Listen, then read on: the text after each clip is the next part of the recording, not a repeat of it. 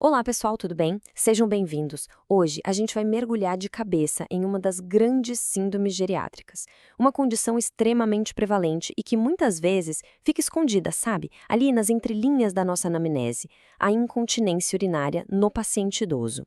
O nosso objetivo aqui é construir juntos um raciocínio clínico que seja sólido, que seja prático, indo desde a fisiopatologia até as estratégias de manejo mais atuais, sempre focado no que a gente pode aplicar no dia a dia e, claro, naqueles pontos que são chave para a prática e para qualquer prova de residência ou de título.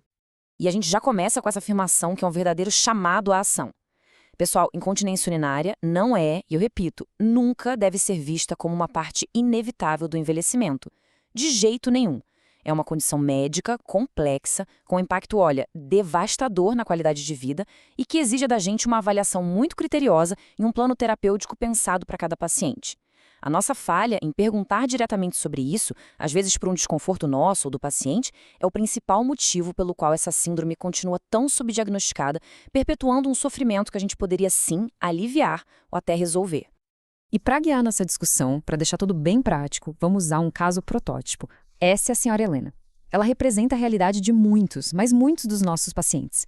Ela chega no consultório para uma consulta de rotina e só depois que a gente pergunta diretamente, ela conta que tem tido perdas de urina que a estão fazendo evitar sair de casa. A história da senhora Helena vai ser o nosso fio condutor para a gente explorar toda a abordagem, transformando a teoria em prática clínica de verdade. A nossa jornada vai seguir uma estrutura bem lógica, tá? A gente começa entendendo a dimensão do problema, depois a gente mergulha na fisiopatologia e nas alterações que o envelhecimento traz. Em seguida, o coração da nossa análise, a avaliação clínica, como classificar os diferentes tipos de incontinência e, finalmente, as estratégias de manejo, sempre pensando nos desafios que a população idosa frágil nos impõe. Vamos lá então. Seção 1. A síndrome geriátrica negligenciada. Para começar, vamos entender o tamanho real desse problema. É fundamental a gente não ver a incontinência só como um sintoma isolado, mas sim como uma questão de saúde pública gigantesca, que ainda é cercada de muito estigma e desinformação, tanto por parte dos pacientes, quanto às vezes por nós mesmos da equipe de saúde. E olhem só os números aqui, eles assustam e mostram a magnitude do problema. A epidemiologia é muito clara. Estudos mostram que na comunidade, cerca de 40% das mulheres com mais de 80 anos convivem com a incontinência. Agora, olha este salto. Quando a gente vai para ambientes de cuidados de longa permanência, as ILPIs, essa prevalência pode chegar a impressionantes 80%.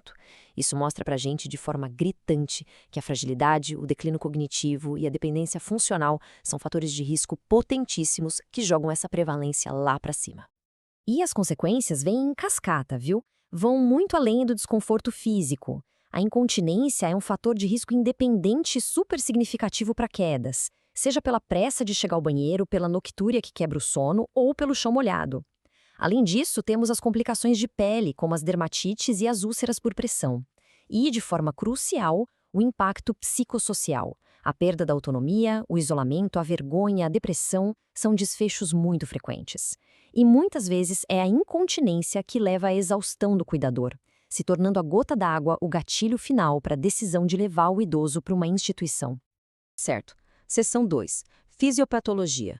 Agora vamos mergulhar no porquê dos sintomas. Para a gente conseguir manejar a incontinência de forma racional e eficaz, é indispensável entender a neurofisiologia da continência, que é super complexa, e principalmente as alterações que o processo de envelhecimento impõe ao nosso trato urinário inferior. A continência, pessoal, é tudo menos um processo passivo. É um verdadeiro balé neurológico. Pensem em duas fases, guardar e esvaziar. Na fase de guardar, de armazenamento, quem manda é o sistema nervoso simpático. Ele relaxa o músculo da bexiga, o detrusor, e ao mesmo tempo contrai o esfíncter, a portinha, mantendo tudo fechado. Já na hora de esvaziar, o comando muda. É o sistema parasimpático que assume, contraindo a bexiga com força. E todo esse processo é controlado lá em cima, no cérebro, que dá o comando voluntário de pode ir ou segura aí. Aí chega o envelhecimento e afeta cada um desses pontos. A bexiga fica menos elástica, mais dura. Na prática, isso quer dizer que a pressão lá dentro sobe mais rápido, dando aquela vontade de ir ao banheiro mais cedo. Ocorrem mais contrações da bexiga fora de hora. Nas mulheres, como a senhora Helena, a falta de estrogênio na pós-menopausa deixa a mucosa da uretra mais frágil. Nos homens, a próstata aumentada pode atrapalhar a saída. E para completar, o rim perde a capacidade de concentrar a urina à noite, o que leva a uma maior produção de urina noturna. A soma de tudo isso cria um cenário perfeito para a incontinência aparecer. Ok, agora vamos para o coração da prática clínica. Como a gente aplica todo esse conhecimento para avaliar a senhora Helena lá no consultório? A avaliação da incontinência urinária, na sua essência, é pura semiologia médica. Uma anamnese bem feita e um exame físico direcionado são soberanos e resolvem o diagnóstico na imensa maioria dos casos. O ponto crucial aqui é: a gente precisa perguntar ativamente. Como vimos com a senhora Helena, a vergonha é uma barreira gigante. A gente tem que perguntar: a perda acontece quando tosse, quando espirra, ou é precedida por aquela vontade súbita e incontrolável que não dá tempo de chegar no banheiro, é um gotejamento constante? E qual o impacto real disso no dia a dia? Uma ferramenta que é ouro aqui é o diário miccional. Pedir para o paciente anotar por uns 3 dias o que bebeu, as idas ao banheiro e as perdas ajuda a gente a objetivar o problema e a identificar padrões. E antes de sair carimbando o diagnóstico de incontinência estabelecida, nosso primeiro e mais importante passo é excluir as causas transitórias. E para isso a gente tem esse mnemônico de altíssimo rendimento, o diuramide. A gente tem que, sistematicamente, passar por cada um desses pontos. O paciente está em delírio, tem uma infecção urinária, uretrite ou vaginite atrófica, alguma restrição de mobilidade, algo que esteja aumentando o débito, como um diabetes descompensado, e os medicamentos. A lista que é longa, hein? Diuréticos, anticolinérgicos sedativos e impactação fecal ou algum distúrbio psiquiátrico agudo. Muitas vezes, corrigir um desses fatores já resolve o quadro completamente. O exame físico tem que ser completo e focado. A gente avalia a cognição, a mobilidade. O exame neurológico busca déficits focais.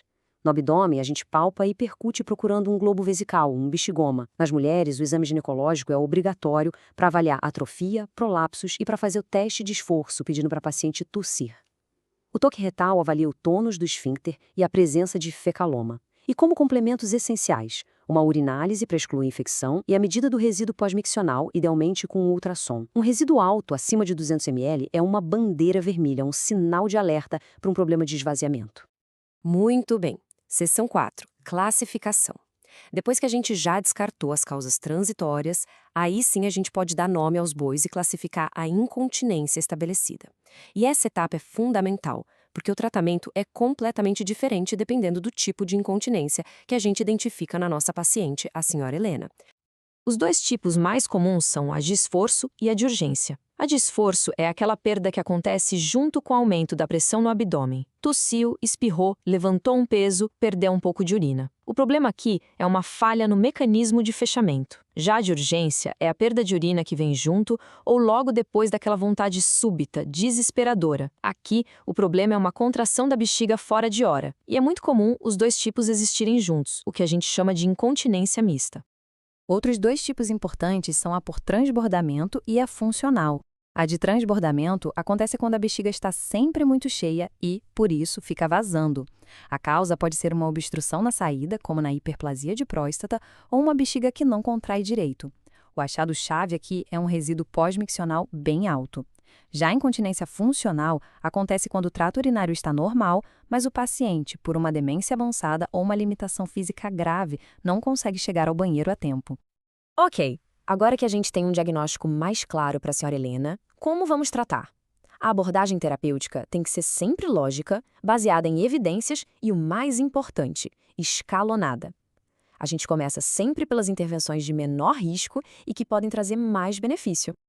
Essa estrutura de manejo é um pilar no cuidado do idoso. A gente sempre começa com as intervenções menos invasivas. A primeira linha é a base de tudo, as terapias comportamentais e a fisioterapia pélvica. Se não tiver uma resposta boa, aí a gente sobe um degrau e pensa na farmacoterapia, mas sempre com muita cautela no idoso. E a terceira linha, com procedimentos invasivos e cirurgias, fica reservada para casos bem selecionados.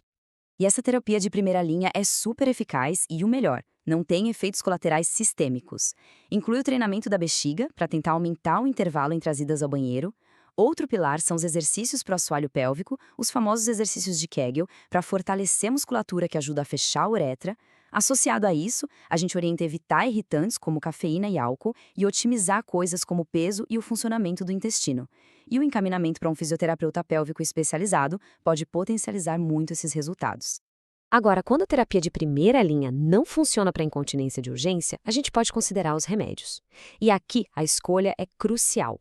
Os antimuscarínicos, como a oxibotinina, funcionam, mas o preço é alto. Eles têm muitos efeitos colaterais anticolinérgicos, como boca seca, intestino preso e, o pior de tudo, confusão mental e piora da cognição. A oxibotinina de liberação imediata, então, deve ser evitada em idosos.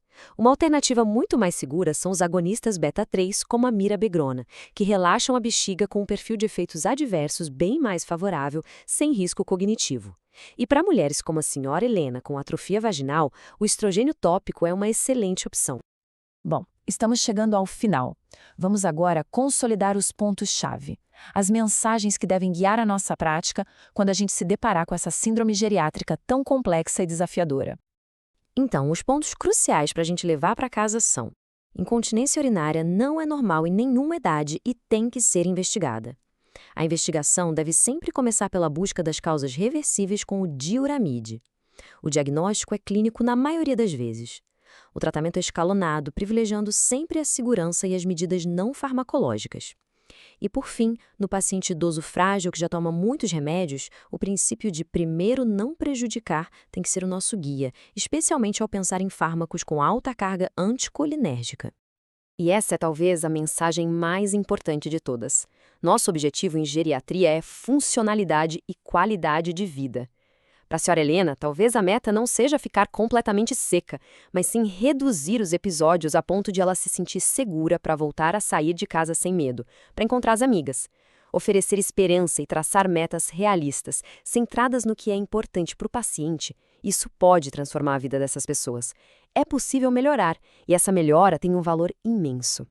Siga os conselhos do ET Bilu e busque conhecimento.